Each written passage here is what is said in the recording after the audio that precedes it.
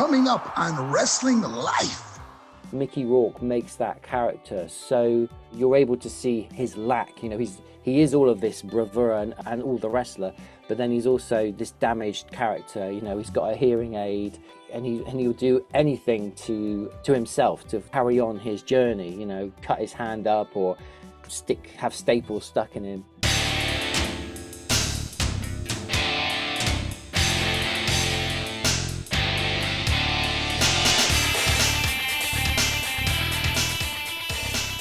This is Wrestling Life with Veal, the show that celebrates wrestling's past, present, and future with real talk from real talent.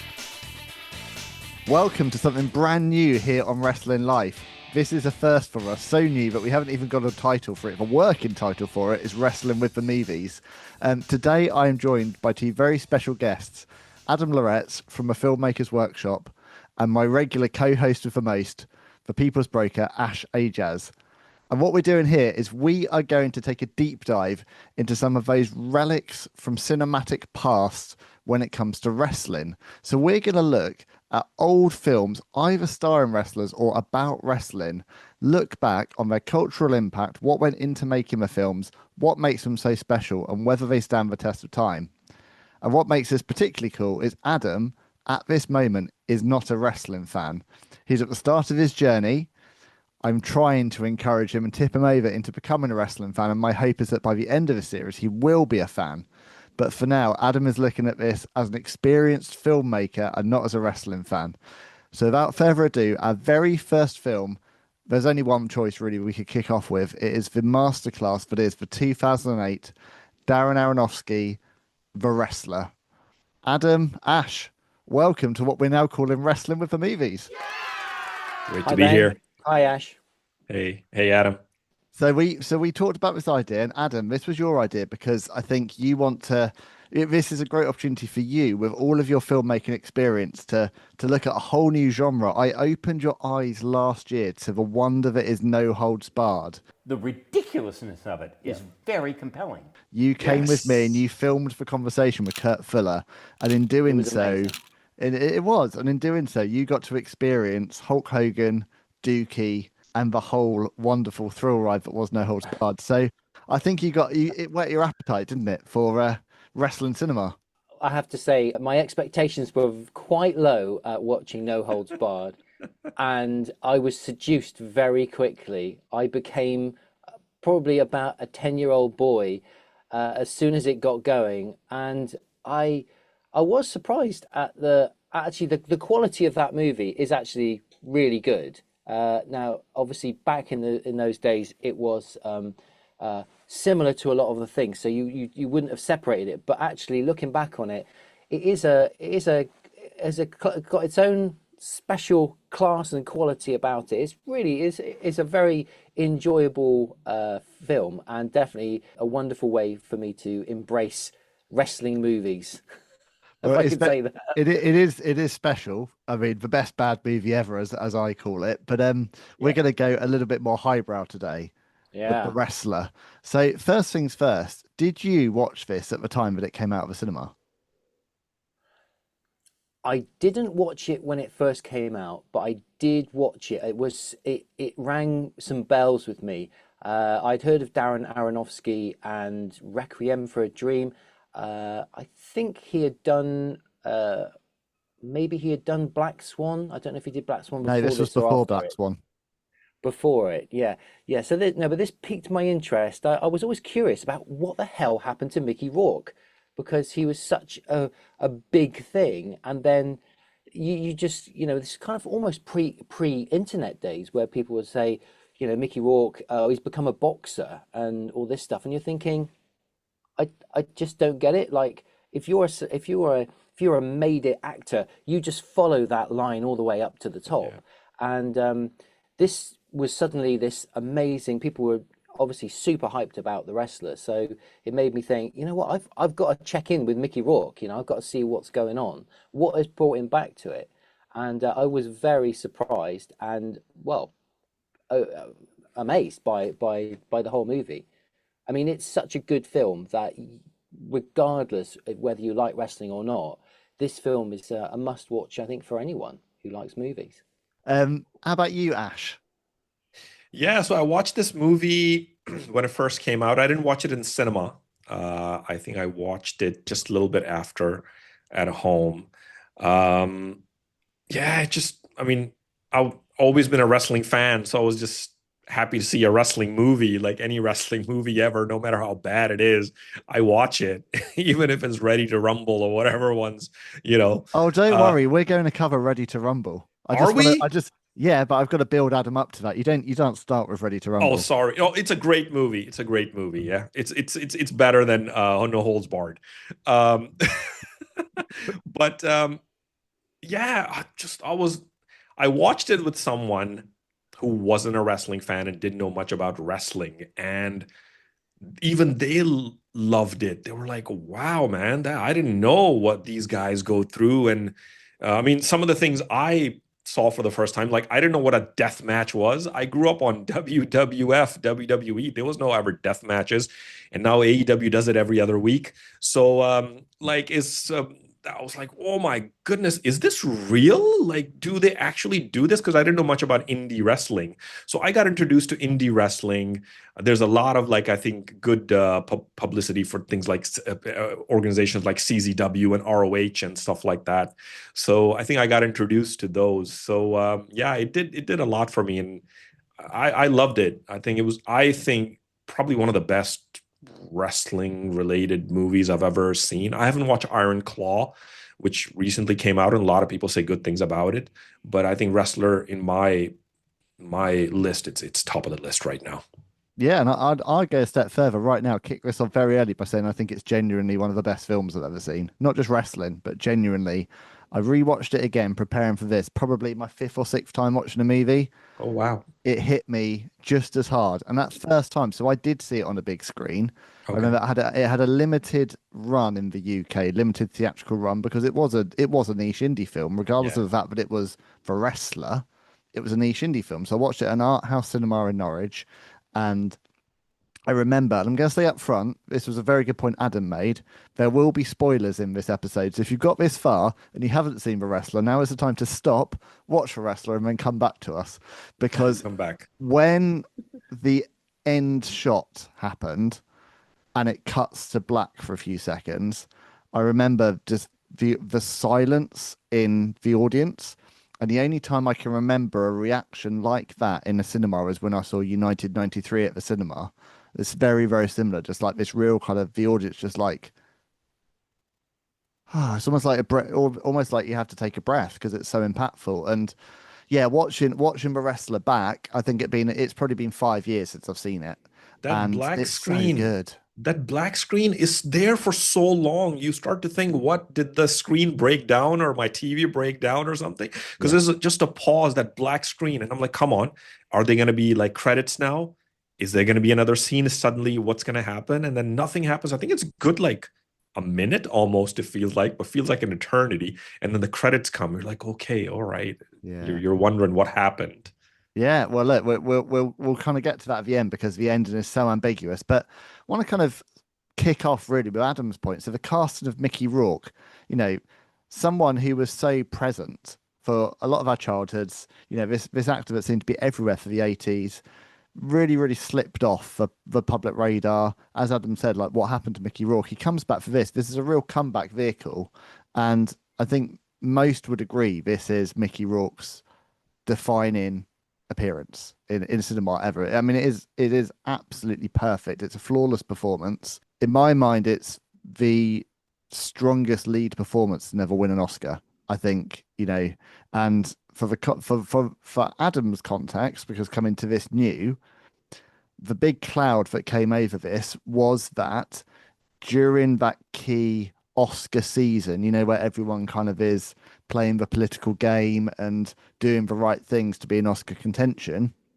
Mickey Rourke accepted a what I'm sure was a very sizable payout to appear as a celebrity at WrestleMania 25 in a segment with Chris Jericho. Now, and it was like a kind of celebrity where he kind of came in as Mickey Rourke, but he kind of got into fisticuffs with a wrestler. The reason that was so problematic was that this was only really about 18 months removed from the very tragic murder-suicide that happened in real life involving wrestler Chris Benoit. WWE, after that happened, after one of their top stars obviously committed this atrocity, was kind of blackballed by a lot of mainstream media for a lot of time. It was like it kind of went back in time to where wrestling had been in the early 90s with the steroid scandal. Mainstream media didn't really want to touch WWE at that time. It was kind of this pariah, which is crazy to think of now given how mainstream it is. But at the time, wrestling was quite taboo. And the rumor and innuendo or speculation is that by aligning himself with WWE, Mickey Rourke shot himself in the foot and didn't get an Oscar. And we'll never know whether that's true. We'll never know because Sean Penn won the Oscar for Milk that year. The Oscars have always been political. There was a strong political message aligned to that. But I think, honestly, if you watch Milk and you watch The Wrestler back to back, not decrying Sean Penn, but Mickey Rourke, hands down for me. I mean, it's a hard-hitting film in a very different way, Milk. And I think Sean Penn, he always does lose himself in his characters, but they're often the antithesis to the robust, masculine hero. Although he was obviously a strong character in it, I can see how it could all become a bit of a firestorm there for the Oscars, and for him not to get it. The fact that there was just too many things undermined Mickey Rourke's journey to receiving an Oscar. Which, in reflection now, who remembers Milk and who remembers The Wrestler? Yeah. Only the wrestling fans know. Everybody does. No, I mean, genuinely, I think on reflection, I think a really good film sticks with you, and you remember the protagonist's journey, and that to me is what is the great takeaway from great movies is that you don't just remember a character or a scene; you're there engaged with it for the duration. Yeah, and what makes this film so powerful? I mean, the screenwriter who was attached to the project said that the role was inspired by Rourke's own life journey. So, as we said, this, once huge star trying to claw back to relevance, and I mean, it he embodies that character so well. There's, allegedly Nicolas Cage was possibly considered for Randy the Ram originally. Hard to really imagine. I'm sure he'd have knocked it out of the park because of Nicolas Cage, but it just works so well. And I think that and the combination of how cheaply it was shot, like a $6 million budget, absolutely tiny.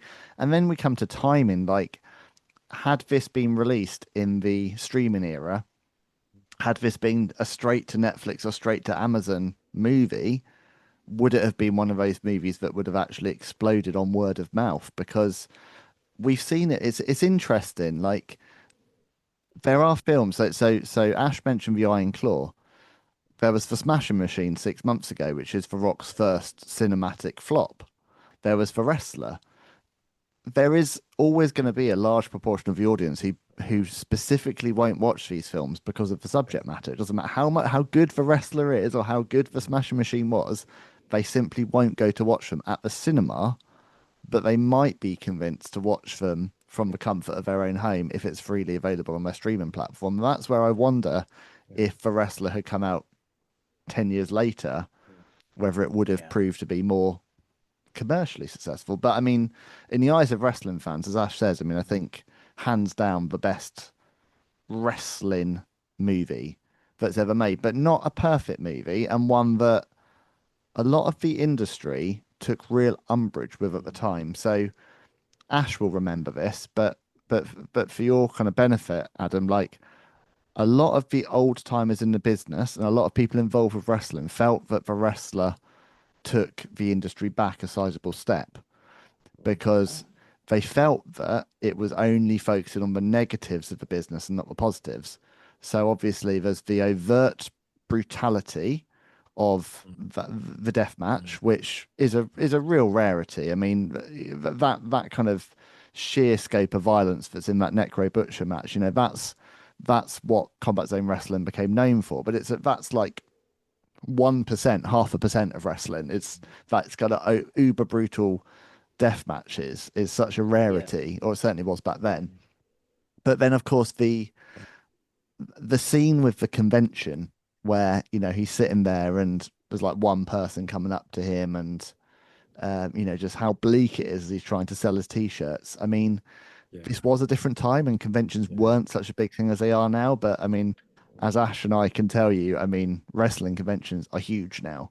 And all of these former retired old timers are making like a full-time living really on doing the convention circuit. So I think there's aspects of it that are really, it's kind of gone to the cinematic 10th degree in terms of Yeah. so there was criticism of that and criticism about how he had been kind of fully left on the scrap heap. That being Yeah. said, a lot of people said that this film was inspired by Jake the Snake Roberts, who at the time that this film was coming about was in a very, very bad way. Thankfully, touch wood, he's turned his life around. But there have been more than enough tragic wrestling stories over the years that have ended in a similar way to this. Yeah. I mean, to touch up What a I little find- bit, rewind back to what you said, Ben. Sorry, Adam. You said that Nick Cage, I mean, I'm a huge Nick Cage fan, that he was being considered for this role. I honestly feel if Nick Cage was casted, this movie wouldn't have worked. And I feel Mickey Rourke was the better choice because Nick Cage is too well known for so many of his roles and stuff like that, while Mickey Rourke was kind of like coming back. So I didn't know Mickey Rourke before this movie. And I think for what the character he plays, and I think Mickey Rourke was perfect. I just don't know why Nick Cage wouldn't have worked for it. I would have been probably comparing him to his role in, I don't know, Con Air or Face Off or something like that. You always do that. But I think that's why Mickey Rourke worked really, really well. And one other thing you touched up on is what happened to 18 months prior to this movie. I wonder if that created that curiosity from the general public, the non-wrestling fans, to actually go out and see this movie.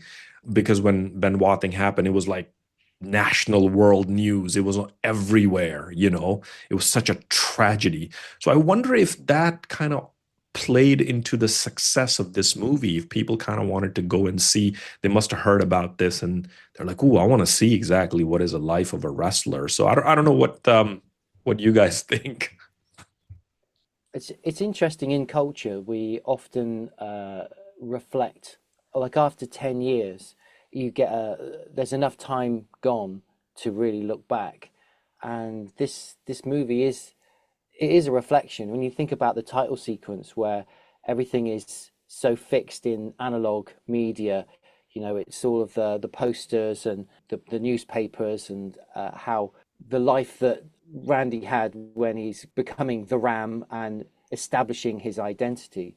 And then you get to this critical moment where the film kicks off, where the mirror and the reflection is kind of flipped, and he's trying to figure out who Randy is and who the Ram is, and looking at his trying to continue his journey. And I think often that duality is something that people find hard to reconcile. The fact that you can be two things, and that becomes problematic. You can both be a man who's trying to rekindle his relationship with his daughter and be a dad, and maybe try and foster a new relationship with someone else, but also have this complete tangent personality where you are self-destructive. Just in that little description, you've got the conflict, everything you need to make something incredibly engaging and is an enduring movie. I think, to me, that's the otherness in it, the two parts of Randy and the Ram are the same. It's an alter ego, and it's a very interesting and powerful character study.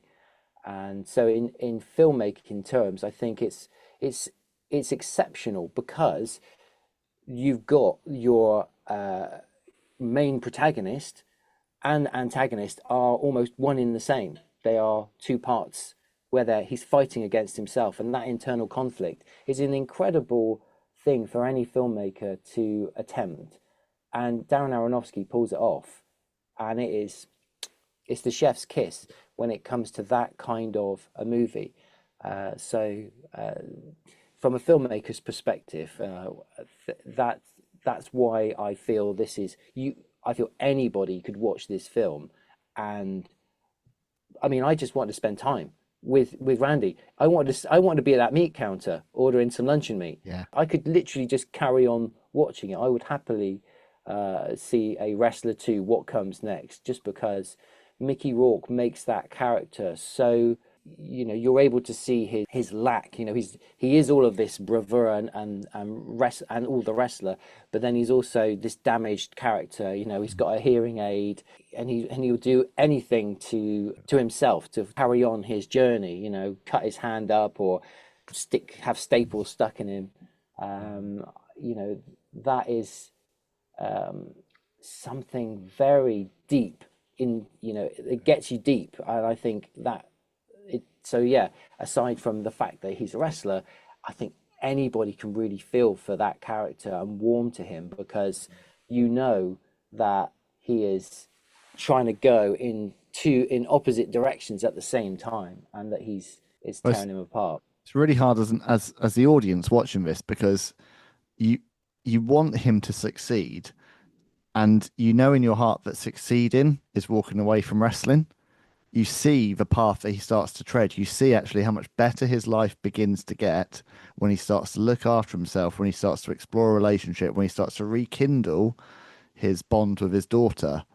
You know, you see how happy he is briefly, you know, working on the deli counter. When he actually gets into the moment of it, you start to see like what this life after wrestling could be. You want him to walk away, but at heart you're also so drawn to Randy the Ram, and you know how pivotal that is to him. I think one of the reasons that Mickey Rourke works so well in this role is how much he threw himself into not only the performance but also learning wrestling. So this film would have fallen down if actually it didn't pay real respect to the wrestling. And whilst you know, in the body of the film, the wrestling scenes are relatively brief, when he does wrestle, there's real heart and passion in it. And he was trained by legendary wild Samoan Afferent Anoa'i in this performance. And then there's a lot of well-known wrestlers involved. So Austin Aries, I think the Blue Meanie's in there at one point. Ron Killings is the one with a speaking part. You know, there's obviously, as Ash says, there's the involvement of Ring of Honor,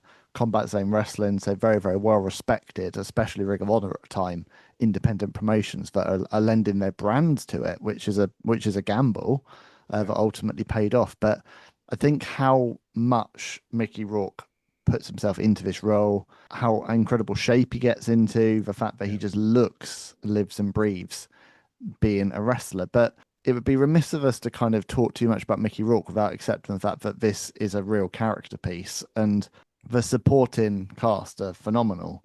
And I think Marissa Tomei, I mean, firstly, and my wife won't mind me saying this, smoking hot in this film. I think Marissa Tomei generally, but fascinating because she's there as a stripper / a mum who's desperate to escape, much like Randy the Ram, and who is being aged out of the industry, the profession she's in, by younger models. So you see this beautiful trajectory between the two of them.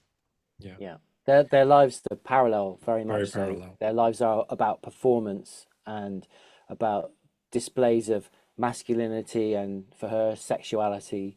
And you've got something that connects them both. And I think it's a really interesting point, is where you get actually at the end of the film, because they're both about enduring the gaze. Now, the gaze meaning the male gaze. So psychological kind of theory, obviously the hunter is the person that looks, and the prey is the subject of the gaze. You must never be allowed to be seen to gaze, because that takes away your power as the hunter.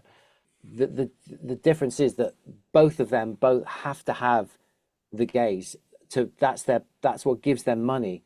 They, you know, to be looked at. Their validation, though, as well. So it's not just money. It's they need that gaze, don't they, for their actual. I think especially Randy, but I think both of them need that gaze, not just for income, but for their own self of identity and worth. Yeah. It's literally the pulse. The chant of the crowd is literally the Ram's pulse. You hear them? This is where I belong. Yeah. when they're screaming his name, the blood is going through his veins. It's a metaphor for his life, literally. Title Run Toys Series 1. Dangerous Danny Davis. Wrath. Juventud Guerrera. Ernest the Cat Miller. And Mr. Wonderful Paul Orndorff. Coming to the ring soon. Really, the interesting thing is that the gaze is typically a male gaze. Man has for patriarchy to exist. You have to have the man has to be the one looking, and to me, this is what really makes the ending really interesting. Is because Marissa Tomei, as a woman, comes to gaze on the man. She is taking the power, and it's at that point we are not allowed to see it. And that to me is to me, that's what the black represents. That is, patriarchy will not let a woman see a man perform. And that it cannot be. No, shut us down. Chunk. That's interesting. Pretty deep. So there is a really interesting kind of, if you follow the thought process through about what is that black screen all about? What is it trying to say? And well, yeah, I mean, who knows? We'd have to ask Darren Aronofsky, I guess, but presumably, I mean, everything in a movie is there for a reason. Nothing happens by happenstance. Where a camera is placed, every line of dialogue, it's there to curate a very specific message. So what does that say about American society? What does it say about women in 2008? You know, are women taking these positions of power and control?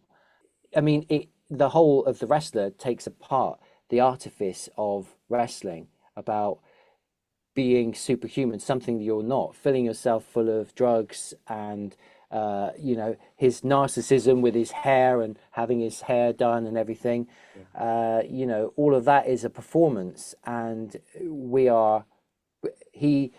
Aronofsky gets you right in there at the pretense of it all, and also the absolute huge downside of it, the health effects and the fact that it's literally tearing him apart. So there's a reason why he's showing us that, right? He's not. He could have glossed over that. He could have just. But no, it's important. So, is all of that also instilled in Marissa Tomei's character for her to? She sees all of that because she gets to kind of see both sides of Randy. She sees the ram at times, and then that's why she says, "I don't want to see my Johns after work." It's literally, he allows her, he invites her to see him as a real man, and that is that a tipping point? So is masculinity something that we embody and curate, and we can't actually, do we go around not letting ourselves down to women, that we have to always put on this front? That actually underneath we're all vulnerable and breaking at different times. So to me, it's a very interesting way to sort of disassemble masculinity at that time. And then kind of curious, if you think about what actually won the Oscar. Milk won the Oscar. What are these? It's almost like they're both saying something about masculinity and sexuality at the same time, but from very different polar kind of places. Yeah, and the other thing about kind of, the masculine journey is, his relationship with his daughter. So, Evan Rachel Wood playing his daughter, phenomenal performance. You're such an asshole. Again, a great ensemble cast to this. I mean, what did you think, Ash, to the father-daughter relationship and how that's portrayed in this movie? Yeah, so this is quite interesting. So when you look at obviously Marissa Tomei's character and Mickey Rourke's character, they're very parallel characters. But when you see her character, she's all about, no, no, no, I'm a mom. I have a son. That's the first thing she says to him when he kind of makes his advances and tries to strike a relationship. But to her, no, no, no, I'm a mom. I'm all about my son. I'm doing this for my son and all these things. While Randy has always been very selfish all his life, he abandoned his daughter, he abandoned his family to chase this dream of being the ram. So, yeah, they're similar character, but also very dissimilar at the same time. But it's a very typical one. We hear it all the time from all these like wrestling documentaries we see. And again, you mentioned Jake the Snake, and we remember watching his, all those documentaries like Beyond the Mat and his own documentaries, and he talks openly about his relationship with his children, his sons and his daughter, and how horrible it got. And then they tried to kind of come back, and it's kind of similar, exactly as that. So Randy, now he's had the heart attack. Now he feels, and he says this to, he's alone. He needs people now. He doesn't have his wrestling anymore. So now he values people, people he's ignored all his life. So he tries to make amends with his daughter, gets completely shut out. Get out. Initially, rightfully so, because he abandons her. But then she slowly comes around, and it's just so beautiful when you see them. They take this walk, and he's taking her to this lovely place from her childhood, and they have a dance and all these things. You're like, oh my God. And it's like amazing moment. But again, the ram comes out and he ends up disappointing her. But it's sad. So I don't know who I sympathize with more. Like, he comes back, he tries to apologize to her. Yeah, I sympathize with the daughter because, your dad wasn't there for you. And now suddenly he needs you because he's had a setback in life. And he is still being irresponsible. He never changed. He's still being him. So, quite typical of what we see and what we hear of wrestlers, which is a bit sad, I think, in that aspect. It is, and it's something that comes up time and again in my conversations on this show. It was a really key reason why I started this channel in the first place, to kind of explore especially the impact that the 80s and 90s wrestling boom had on relationships and marriages, on families. We are seeing this less now, certainly on the biggest stages. So taking, for example, WWE and AEW, the heavily reduced house show circuit and travel that they had to do, and also more actually bringing families on the road with them. So there is a recognition, and also coupled with the fact that we're a different generation. We are the generation of fathers doing bath time and bedtime, of fathers doing school drop off, so we are also more present, I think, as dads. And all three of us are on this call. We put that above everything else we do. I know from talking with you both, it's the most important job for you both, as it is for me. But it is heartbreaking, because I'm not sure, you said about, Randy's selfish, Ash.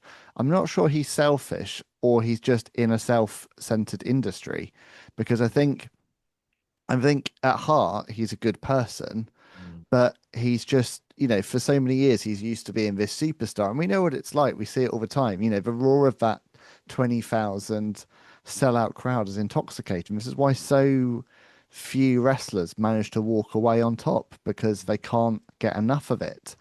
And that has been the pull for him over and above family. And I think that is something we saw all the time in the 80s, especially. So many, wrestling was built on broken families, because these guys would be on the road for maybe 3-week loops, back for 24 hours to do their laundry and taxes, and then they're off again to do it again. So it was just crazy times. Yeah, you're absolutely right. I think I was watching like Stone Cold's documentary recently, and he talks about when Stone Cold, he was on top. Obviously, he was coming home after 3 weeks, literally for a day. And then after a while, like his family like move away. I think they moved to England or something like that. And he's like, I'm talking to my daughter on the phone, and she's got an English accent. It's like, what's that all about? So that kind of like wakes him up and stuff. So I think, yeah, you're absolutely right. A lot of questions in this movie. I think, the price of fame, and also what are we living life for? As in, Yeah. with Randy, and we see this in the end. He's got a choice. Does he now? The girl of his dreams really has said she wants to be with him. Yeah. He's got an opportunity to essentially start afresh with a new family. You have to believe that if he really commits himself to that he could potentially claw things back with his daughter one day, because until that fateful night when she closed him off, they had made traction. Yeah. One of the key things here is that when Randy tries to come back to normal life as Randy and work in the supermarket, his boss doesn't recognize any of the power, any of the value in Randy the Ram. Yeah. He takes the piss out of him. He says, Yeah. We selling tights now, or we need tights on aisle 5 or something like that. He's just, the Ram means nothing to him. But is that because he's threatened by him? Because that's what watching it, I kind of seeing that performance of the middle manager putting his power over him. Yeah. Because he knows that in reality, Randy the Ram could. I think the conversation is done on a stairwell, and it's the steps of life. He's just, this little guy is above him on the steps of life and looking down on him, saying, you gotta do what I say, and I can say anything to you, and I'm immune from your, from what you possess, which is, still a degree of masculinity and strength and all the rest of it. It's kind of like normal life. Also, just seeing Randy as the man behind the meat counter, I just find that to me it's almost like a surreal sort of Frankenstein's monster. Seeing him there, with his little hat on and everything, it just doesn't fit in, and I just don't see.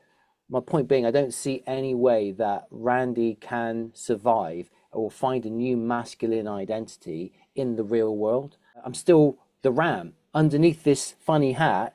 Yeah. He's still doing his performance. That's the only time in which he feels comfortable behind that deli counter, is when he starts to treat it like it's like a little ring behind the deli counter, and he starts to talk to people in that way. And then the fact that it becomes more and more demeaning to him, where the clientele, people coming to order them, are being rude to him, that it starts to all kind of fall apart. He can't make it as a version of the Ram in real life for something which is seemingly so mundane. You can feel the genuine conflict and drama in something that should be almost melodramatic or comedic.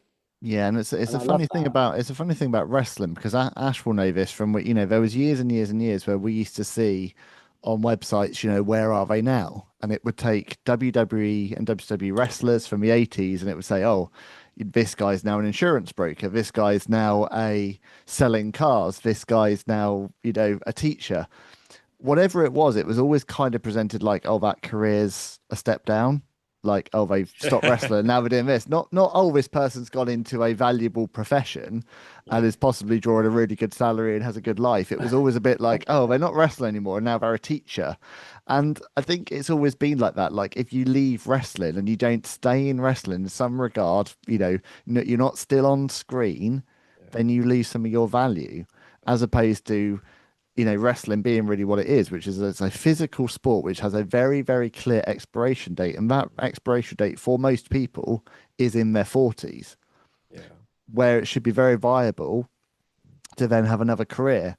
The problem was so many wrestlers, especially in the 80s, didn't have a plan B. It's something we hear time and time again now from wrestlers talking about how they'll go to college, they'll get their degree, they'll get their education, and they'll have a fallback for if wrestling doesn't pan out, because for 99% of people, it doesn't result in a WWE contract. But there was this generation that they didn't, and Randy the Ram's in that generation. He didn't have a plan B. This was all or nothing.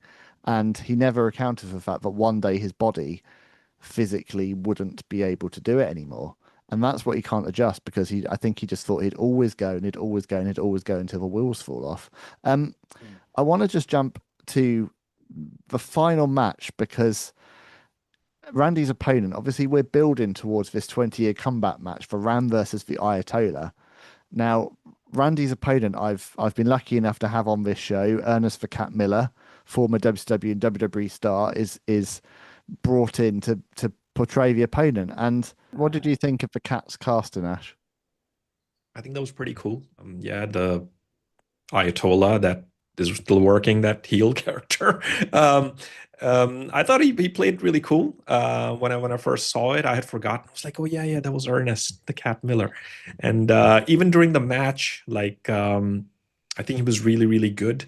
Because I think Mickey Rourke asked him, he was like, "Okay, you want to go over something over the match and stuff?" He's like, "How about I be the heel and you're the face, right?" And Yeah. that's it. That's all he says, and he walks away. But during the match, he's really taking care of Mickey Rourke, and for so many times, he's telling Mickey, "Let's go to the finish," because he can tell Mickey's struggling, like with his heart and all that. The referee's checking up on him and all this thing. So I think he played the character really really well. And saying that about that part is when firstly one thing I want to say, which kind of baffled me, when Marissa Tomei comes running, she wants to go to this event, she pays the ticket and somehow gets an instant access, backstage access. I don't know when that happens, dude. Like ROH sorted out, right? I think what happens, Ash, is you and I don't look like Marissa Tomei. Uh, So all right, okay. maybe if we did, I'll remember we it for next backstage. time. Yeah. Yeah, But you can go and it's all right. it's interesting though, Adam, because like the reason I mentioned the Cat is because for wrestling fans coming to the wrestler, Yeah. the addition of Ernest Miller was like a really surprising and cool addition. It was a draw for fans because he was a big star, especially in WCW, and a very entertaining character in the WWE. He portrayed this very over the top dancing, kind of came out to James Brown music. He was a multiple time world karate champion, so a legitimate tough guy, but played this very very charismatic over the top character. So it's interesting that for wrestling fans, him in the film is a really big crescendo point. For you as someone who's not a wrestling fan, you're like, yeah, it didn't really give him much thought. And it is interesting because again, it's for for the audience of this film, because really, you know, he's another example of the Ayatollah. You know, he's Bob who sells cars. You know, he's got out and he's dusted it off and he's happy to portray this stereotypical gimmick for one night and one night only, but he's moved on. He's got his new career path. And so unlike Randy, he is the opposite. Bob was happy to come back for a weekend to have a bit of fun, to sign some autographs and then go back to his successful car business. But I love what Ash picks up on. I don't know if you picked up on the same, Adam, watching it, but just like the care in that final match. So like he's like really holding him with kid gloves, like, Ram, are you all right? You okay, Ram? do you want to go home? Do you want to go home? Like he's between the referee and Bob, they are picking up on the fact that Randy is clearly distressed and trying to build the match around it. And I think that's the thing that this film does really well and really subtly. It's the same with the even with the death match, like their interactions afterwards with Necro Butcher talking about, you know, was this okay? Was this okay? Yeah. But it's for brotherhood. And it's actually the thing that a lot of people don't get about wrestling is actually how much these athletes care for one another and look after one another, and how, you know, like that is a great example. They're willing to compromise whatever the planned finishes of the match because they get that one of the combatants needs to finish. And that, I think, is what's beautiful about that last match. I just refreshed myself there just for a moment. I've got the movie just in front of me.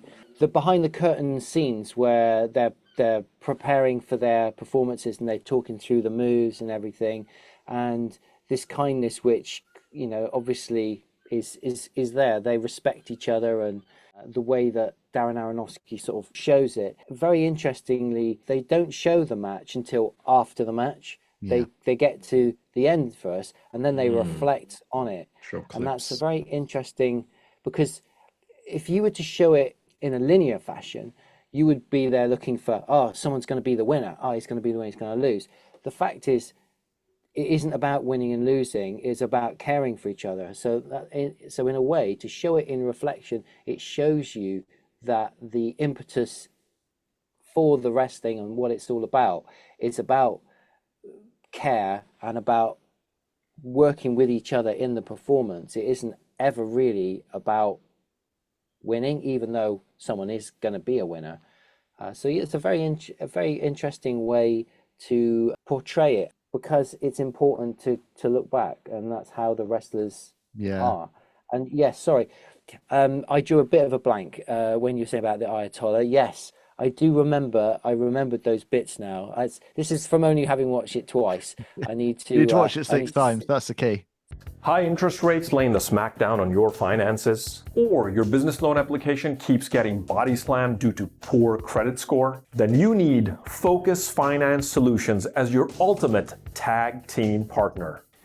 Need funding fast to grow your business or your property portfolio? We can access a powerful network of lenders to secure loans tailored to your needs. So get in touch for your free consultation with no obligation today.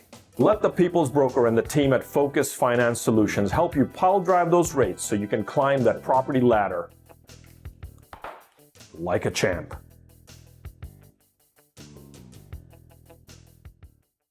Actually, the people that care about him the most are the other wrestlers. In real life, he's a nobody, and he's allowed to be locked out of his house, and he's living in the back of his van. Whereas, there's a camaraderie and a care, which is, really, because it's really interesting, and also kind of atypical, really, of a lot of other sort of uber masculine sort of pursuits. You have, the fact that there is a genuine care, which I guess is you probably don't always see that. It's the care of like lived experience within wrestling, because I'll say this often to people I interview on the show.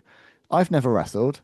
I've never attempted a wrestling schedule. I've never taken a bump. I'll be the first to admit that this lifestyle is not something I could, even if I was physically built to do it, this isn't a lifestyle that I could do, nor would I wish to. I have so much respect for people that do, because I think this lifestyle is incredible, but it's also insane. I think the only people that can really understand it are people who are wrestlers, which is why so many of today's wrestling shows and the producers behind it and the agents are former wrestlers, because you have to know what you're going through, not just physically, but also the toll of the travel, the impact on family, everything that goes with it. So I think it makes sense that actually within this film, it is the wrestlers who are portrayed as the most caring ones, not the promoters.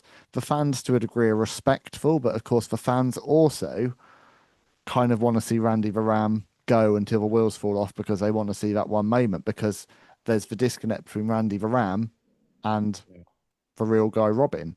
That's something that I think has broken down a lot in recent years. This film kind of comes out early days of social media.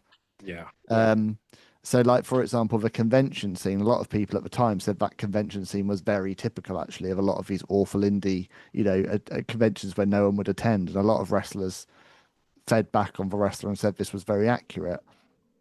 I don't think you'd see that now, because social media gives all these wrestlers these incredible platforms to self-promote where they're going to go. So, they're in a very different world now, where wrestlers can to a degree build their own fan base and get their own bookings in a way that they couldn't before. So it's definitely indicative of a different time. The other thing about the timing of this film is that it's released around about the same time as Ric Flair retired from WWE. So he would go on, Ric Flair, to return multiple times, to the ring, because he couldn't give it up. But he had a very, very emotional retirement, probably 6 months before the wrestler came out, which followed very similar lines, like the old man who kind of the old veteran who couldn't leave it all behind, and his final match ends very cinematically with him being kicked by his younger opponent who looked up to him like a mentor as he says, "I'm sorry, I love you," and pins him. It was like the stuff of Hollywood, that match. And so this movie's released in the same year that one of the biggest stars in wrestling history has finally walked away. The reality is he couldn't walk away. And you fast forward to 2023, 2023, and Mike Chioda, who we all met was their referee in the match. Ric Flair's last match, I think, the age of 74, where he almost died in the ring. Legitimately almost died in the ring, blacked out, and everyone who saw it said he shouldn't have been in there. So a real life example of Randy the Ram, someone who desperately needs to, for the good of his health and well-being, needs to stop, but can't because the allure of that crowd is too intoxicating, and he doesn't know who he is apart from being the Nature Boy Ric Flair, or apart from being Randy the Ram. I just want to. Sorry, Ash. No, I was just gonna say there's a line right at the end when he's at the curtain, the last scene when he's at the curtain and Marissa Tomei is telling him, I'm here, and like, stop, don't do this, your heart and this and that, and he opens the curtain and shows her, and the music is playing. By the way, one of the best soundtracks this movie has. If you don't want to make a gym playlist, you don't have to. Just put this on your gym playlist. Basically, amazing 80s rock music. So and he says to her, he goes, "I am somebody here," or something to that effect. You hear them? This is where I belong. It's that reality that, it's that acknowledgement that he is nothing apart from in that world. Yeah. And that's such a sad acknowledgement, isn't it? So he's taken on this character, Randy the Ram, but in his head, this is who reality is now, even though he's just a performer on a stage, but he's living this life, and this is what his life is. And that's what's so I think that was very, very interesting. And then, Ric Flair, you mentioned, I think they should have just called this movie Wrestler, the Ric Flair story, or something like that if they re-release it. It was so typical. And I think Flair was trying to die in the ring. I think he wanted to. I think he said that in an interview as well. He goes, "That's the best way to go, brother." And what's been really interesting, the last year or so, we've seen a few very high profile retirements. So Bill Goldberg retired, ironically, with Ernest the Cat Miller, the Ayatollah, walked him to the ring as one of his longtime friends. So he retired. Whether he'll have another match is questionable, because I don't think he retired on the terms that he wanted to retire. But they all come back. They all come back. We've seen John Cena retire. I still remain resolute that there'll be at least one more John Cena match. Yeah. We've seen AJ Styles just retire. Now, AJ Styles is, I think, 47 or 48, wrestles like a 25-year-old. Ostensibly could still go for another 15 or 20 years, judging by his abilities, but has actually, there seems to be the starting point of people walking away when they realize that they are starting to be unable to do what they used to be able to do, as opposed to when they specifically can't do what they used to be able to do. And that's what we saw in wrestling for so long. To be realistic about it, the kind of Hulk Hogan analogy of wrestlers who would continue well past the point that their body had broken down. Well, I think we're starting to see wrestlers becoming a little bit more comfortable with retiring, but I wonder if, again, that's because through the worlds of podcasts, through the worlds of conventions, through the worlds of social media, there are now so many more avenues to actually make an income without wrestling. Whereas going back to Randy's day and going back to even 2008, you wrestled, or that was it, really. I really want to get both of your thoughts on the finish. So as I said at the start, spoiler central. This final shot of the match, we hear his heart. We think his heart is breaking down. He's had a heart attack. The overlay is that his heart is suffering in the ring. Then he does the final move.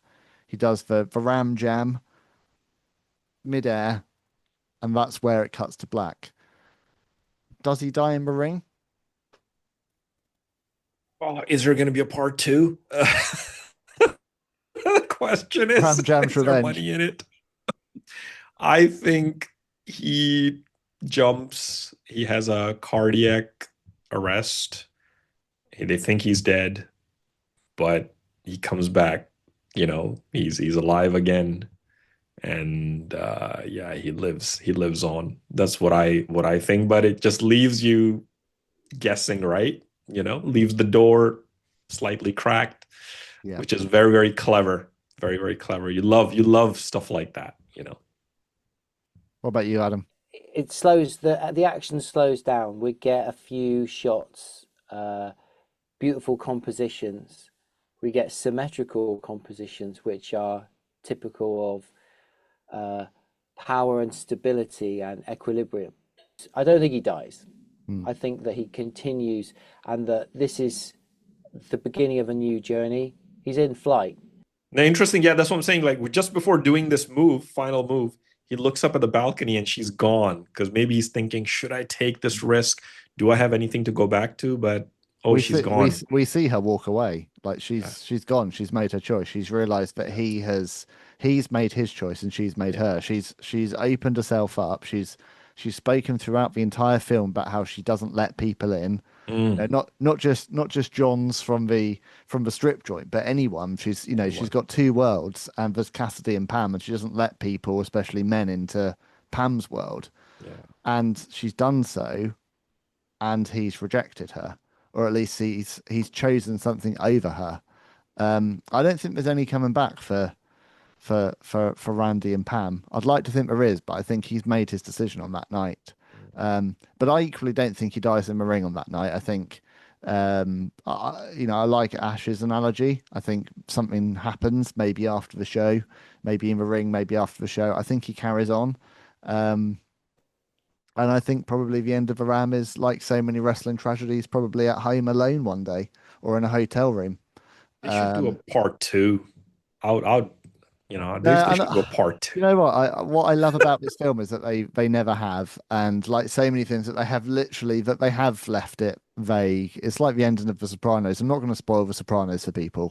This isn't going to be spoiler central, but for me, that's the most perfect ending to a TV series ever. And I think there's something to be said about ambiguity, and it's so rare in Hollywood films, especially. What you'd usually get is it fades to black, and then Randy the Ram went on to film. Yeah. And I just love it when you don't need every film wrapped up. You don't need every story to be concluded. You can actually make your own mind up about what happens. I love to think about this world of Randy the Ram on social media these days, and UK wrestling conventions, and I being inducted into like wrestling halls of fame.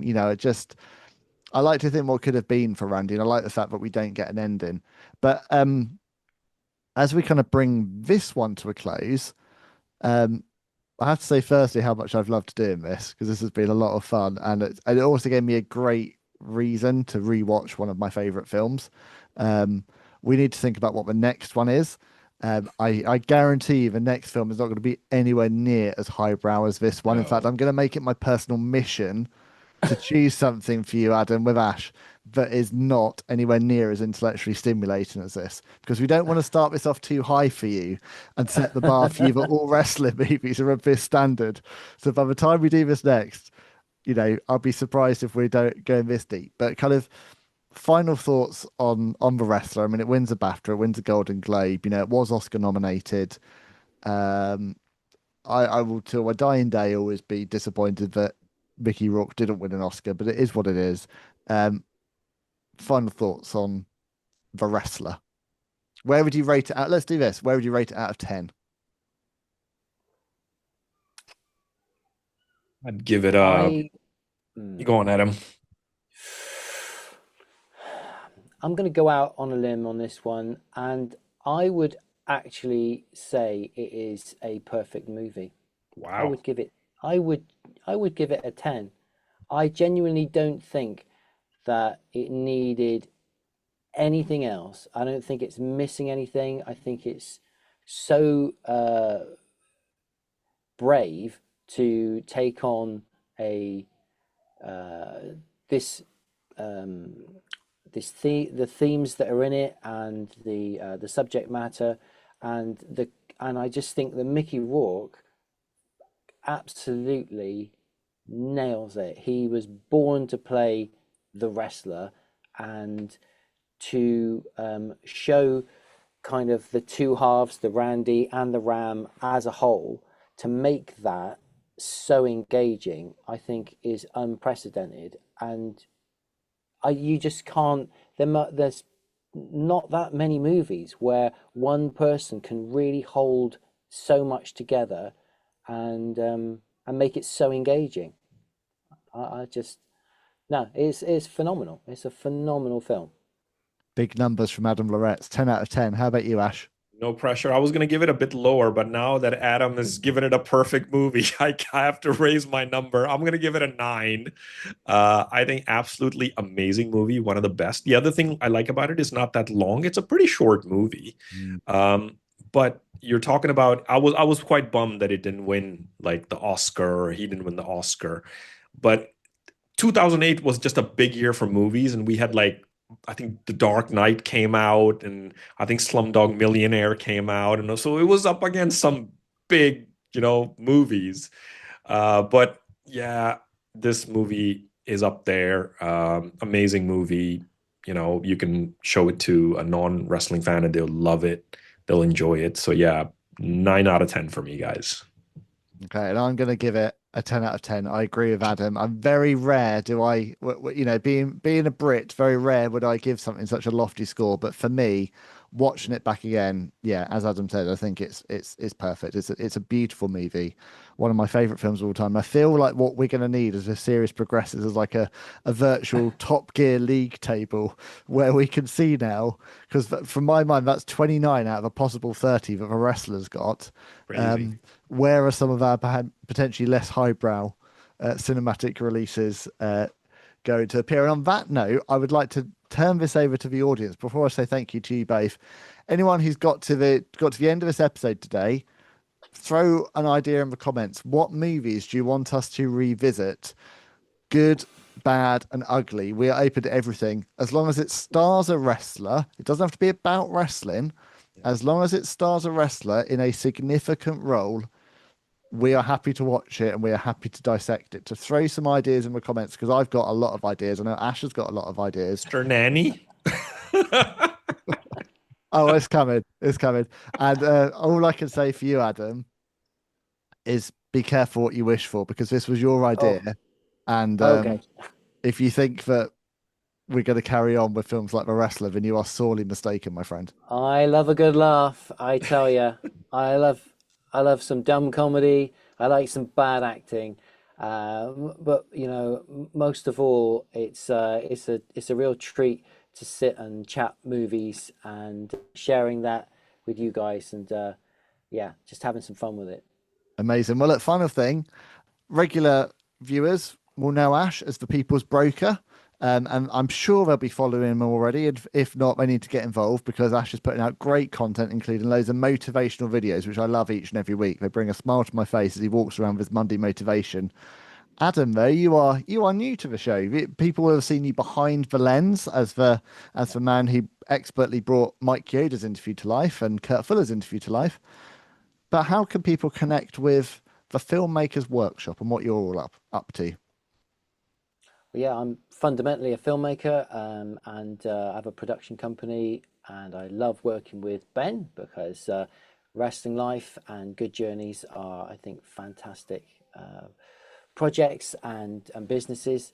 But my other side of things is on YouTube. I have a channel, The Filmmakers Workshop, and in there I chat with filmmakers, and I do how-tos, reviews, and fun stuff, sometimes some comedy sketches. So there's a whole mixed bag. And if you're into filmmaking, then there's something in there for you. And often there are little collabs that I do with Ben and Wrestling Life. So obviously look out for those. And see you on at the Filmmakers Workshop on YouTube. And also check out Adam's book, The Compromise, a deep, dark crime thriller, which, I didn't think we were going to go there. But as I have it on his desk. I'm terrible. Yeah, I did write a book. Ben, you've got a book, right? It's I've got a couple of them, yeah. It's just down there, Ben. Mark Miro, there you go. Yeah, mine's a crime thriller set in the mid-90s. And if you like that kind of thing, then check it out. It's on Amazon. Nice. Boom. And Ash, you better get writing a book so you can show your merchandise like the rest of us. Yeah, I need to get into it, man. I need to up my book game.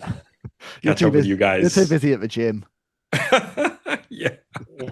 I'll show my my gym log. I'll just bring that next time. Absolutely. Yeah. I love my favorite thing is seeing you reading books in the gym. That's the sweet spot for me. Knowledge is power, man. You know, It is. I'm not just giving my muscles a workout. I'm also giving my brain a workout. Well, that's it for today. Wrestling with the Movies, we're calling this. If you can think of a better title, we're all ears. But right now, it's Wrestling with the Movies. Very special guests have been the People's Broker, Ajaz, Adam Loretz from the Filmmakers Workshop. As always, I've been Ben Veal. This has been Wrestling Life, real talk from real talent. We will see you all very, very soon. Bye. Soon. Thanks, guys. Bye. I'm Sean Mooney, and this has been Wrestling Life with Ben Veal, your go-to destination for real talk from real talent.